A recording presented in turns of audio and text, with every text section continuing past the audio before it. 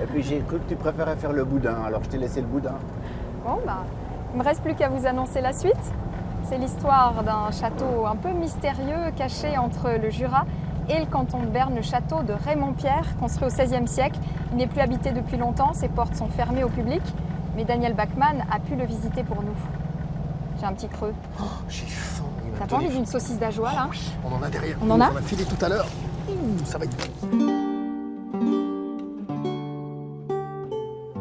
Perché à 900 mètres d'altitude sur le flanc nord du Rémeux, le château de Raymond-Pierre surplombe Rebevelier, tout en se situant sur la commune voisine de Vermes. Tout commence en 1593. Avec le consentement du prince-évêque de Bâle Christophe Blarer de Wartensee, la famille Huguet décide, suite à un héritage, de construire Raymond-Pierre, loin de toute habitation. Huguet va construire ce château en disant que c'est un endroit un peu pavillon de chasse, mais en réalité, Blarer de Wartensee a une autre idée derrière la tête.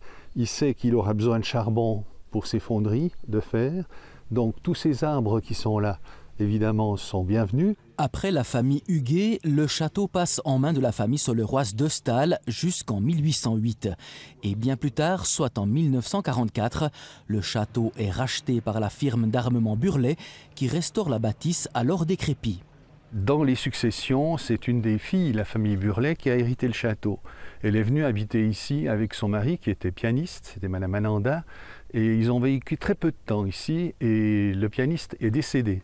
Et pour elle, ce lieu a toujours été un genre de reposoir, un lieu sacré où il fallait toucher le moins possible.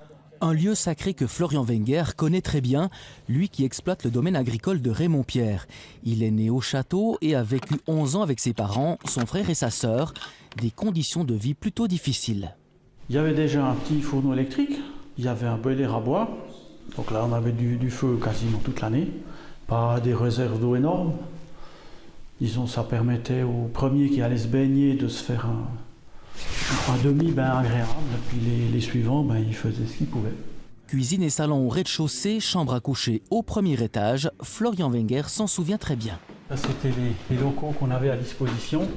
Ici, c'était notre chambre. Quand vous dites notre chambre, ça veut dire quoi alors? Vous étiez beaucoup en famille alors? Alors non, on n'était pas une très grande famille. On était chez un frère et une sœur. Et puis ça, ici, c'est la chambre où moi je dormais avec mon frangin. Aujourd'hui, le château comprend un bâtiment principal, un mur d'enceinte avec 2 tourelles et une petite chapelle. Et il y a bien sûr la salle des chevaliers. Dans tout château qui se respecte, il y a une salle des chevaliers.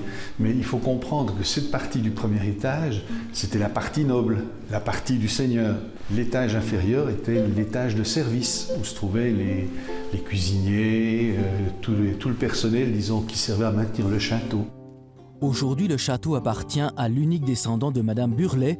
Juste entretenu, il est toujours le gardien de l'histoire de Raymond-Pierre. En revanche, pour le grand public, impossible de le visiter.